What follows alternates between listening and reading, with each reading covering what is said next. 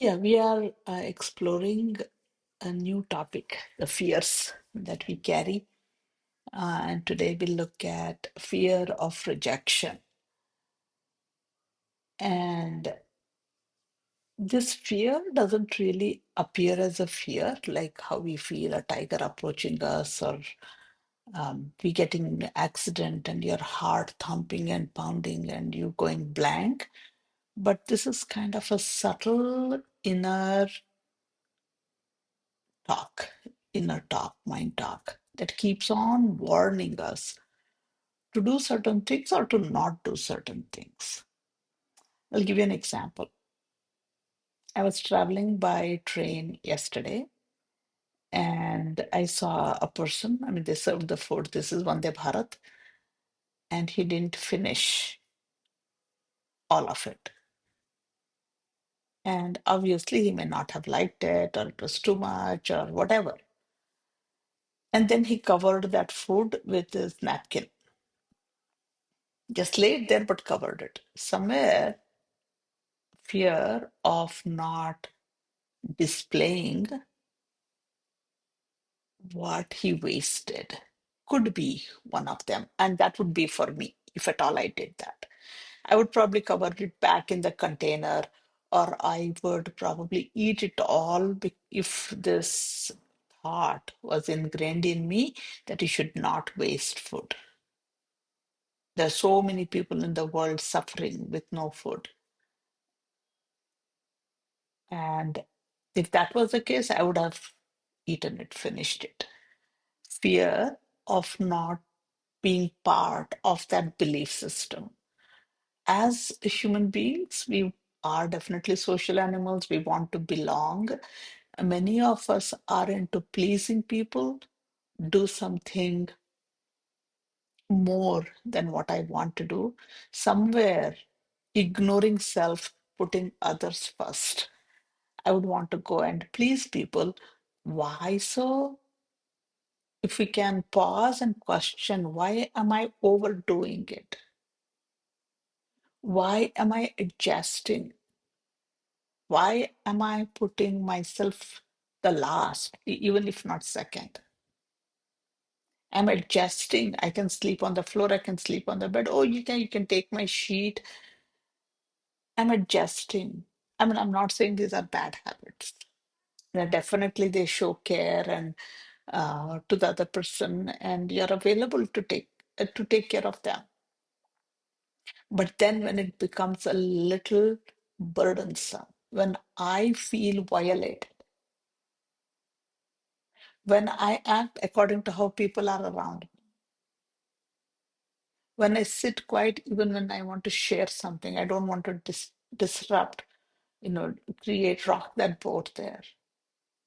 When I don't ask too much, when I don't want to be labeled as a difficult person to work with, somewhere the underlying fear is of rejection. Somewhere I want to be part of this belonging. I want to feel one. I want to feel accepted. And that is when, how it kind of shows. I mean, if you see yourself over explaining, people will ask you, why are you late? I could just say my bus arrived late. But then no, I will go on to tell the whole story as to how I was on time. I met another person yesterday. She arrived on time. We are at a conference.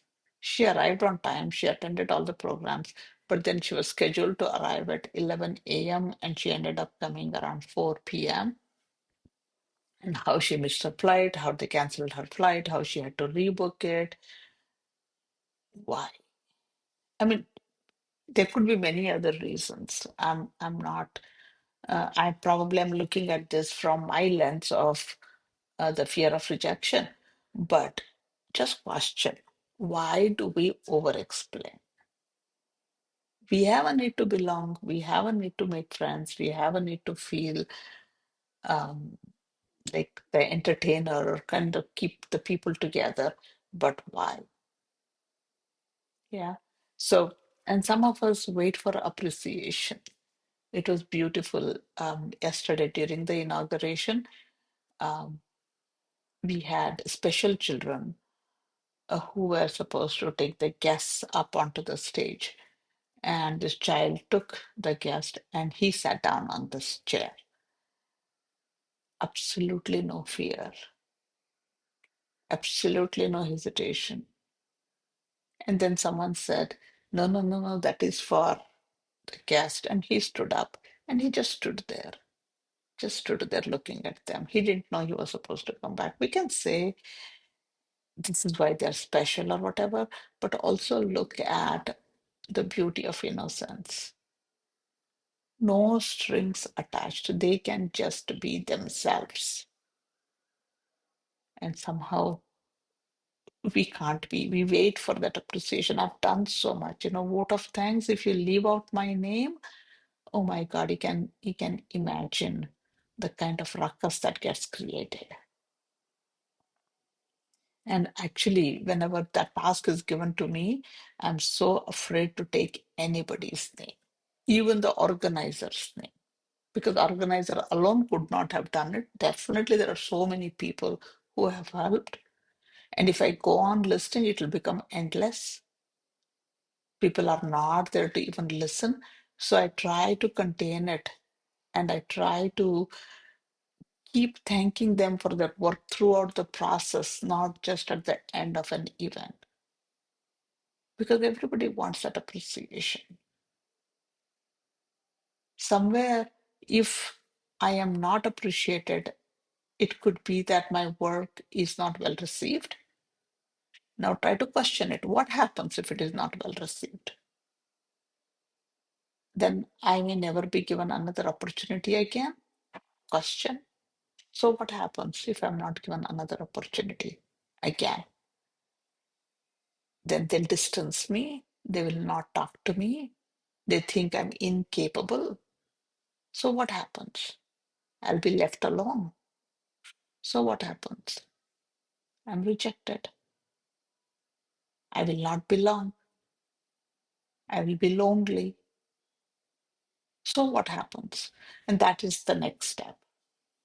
Until this point, we stop there. I mean, this has been our experience a few times in our childhood, or many a times in our childhood. And then we have developed this belief. It was a coping mechanism that I better adjust. I better not disturb. I better study the room and see what someone wants and provide. Let me not be difficult. And it comes with a cost. It comes with a cost that I begin to shut down. I begin to withdraw. Again, not all people. Some of them are just out there, speak out, open up, and they don't care what anybody says. They will get their way because they do not have that fear of rejection. They may have something else. As human beings, we are all evolving. We are all presented with challenges because challenges help us grow, provided we see it as a challenge to be overcome, provided we do not blame someone else for my problems. That's a window, that's an opportunity to grow. Many a times we may not, so we get stuck in this fear. We suffer the entire life. Suddenly you will see my personality change. I'm with my family member who I can be comfortable with. I can walk however, talk however, and suddenly I get a call and I say five of my best friends are coming home, and my whole personality changes. I start running around, I start tidying up, I want to impress them, blah blah blah. And then if such pattern is repeating again and again and again, then there is something I need to stop and look. What am I doing? And kind of work the healing part, the working on this part is going back to that situations where I had to soften the truth. I told the truth and I was punished for it, ridiculed for it, labeled for it. So I had to like kind of cover it up because else I would be rejected. I had to take different sides. I had to position myself differently to make sure people like me, right? So there was some belief. And if I can get to it, and if I can understand, yes, those helped because I came from such and such a family. My father was not around. My mother was busy. My grandparents were partial towards my other cousins, whatever it is. Then, as a kid, I had to survive. But they don't serve me anymore. So, can I change it? That is when it becomes a conscious effort now for some time until that new habit dissolves and it just goes away. I have this fear of rejection, especially if there is someone around me when I'm holding these sessions. I'm supremely uncomfortable. Fear of judgment. And it's quite possible that all of you are judging me. And when I upload this video, many more people will see and they may be judging me, but I don't hear it. I don't see those expressions. I don't see those comments, and it's okay. It's that flamingo effect. If I close my eyes, the whole world doesn't exist for me. But if someone is around me, I mean, they may be walking around right at the time I cut the call, they say, no, you should not have said this way. You should have not given this example. You're giving away too much. You're holding back too much, whatever the comment. And instantly, any comment for me, unsolicited, equates to rejection. Because if they made a comment, then they did like me saying something or not saying something. That means, I mean, I equate it to the extreme end. They will never like me and I'll be alone and I fall into that rejected trap. So I would rather not have anybody around. And let's say I'm in a new environment where there has to be somebody and I have to conduct a session. Then I'll never be myself if I don't overcome this. I'm always worried, looking around, what are they saying, if they're making any expression. So I am like sort of multitasking. I'm not in the flow of thoughts. Then I come disconnected. And then there is a bigger fear. Oh my God, did I say this? Am I repeating myself? What are my audience thinking? Now, instead of one person, there are like five people rejecting me. So we get into these spirals. And definitely the body will tell us, you feel kind of an anxiety, um, you back out, you don't want to be seen. So there are different situations make us behave differently, and you know it. You may get a headache. Um, you may sit in the last bench in a classroom. You may never ask questions. And I've seen children even when you give them compliments, even when they are right, they will not share it. And if you force them to say something, they'll stand up and they'll be shivering. They don't want to talk about it. So it's important to recognize, and I think we have talked about this enough times, right?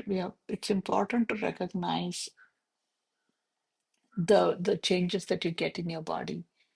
Some sweaty palms, anger, frustration, tightened chest, all of these, and look at it a little differently. because it's not really rejection. When you look at it, they're not really rejecting you. Someone who told me that you didn't give a right example, wish the best for me according to their perception, whatever their experience is. The person who did not finish the meal, which is probably good, the chapatis were probably not cooked well, and eating it would have hurt his stomach. So it is probably okay to waste it and maybe give a feedback to the um, Vande Bharat catering services that they need to cook this a little better. No, that's an opportunity rather than go into this automatic response coming out of my childhood belief. If I can muster that courage with small things. So I had fear of walking into any new crowd and making friends. Like this conference I'm in right now, there are about 100 people. I would probably not be comfortable at all coming. And if I did come, I would opt for a single room and I would be by myself. And the same fears come back. But now, because I have worked on it, it's like, okay, I don't have to belong here. I've come here to learn. I'll participate to an extent possible.